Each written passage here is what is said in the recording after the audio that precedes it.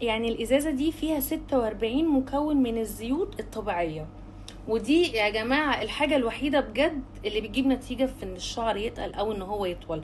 ولا تقولي لي بقى بستخدم، ولا انا من مدرسه الزيوت اللي بتتحط على الشعر، دي حاجه انا متعوده عليها طبعا مع الفيتامينز والحاجات اللي بتتاخد.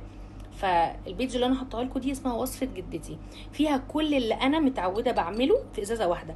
لان انا كنت من الناس اللي بنزل اشتري كل حاجه لوحدها واقوم حطاهم على بعض واعمل بيهم حمام زيت قبل ما اخد شاور واقوم غسلاه. طبعا عشان احنا بنعمل شعرنا بالبيبيليس كتير والحاجات دي، فمش هتقدري تحطيه وتقعدي بيه فتره كبيره في البيت او ان انت تخرجي بيه، لا.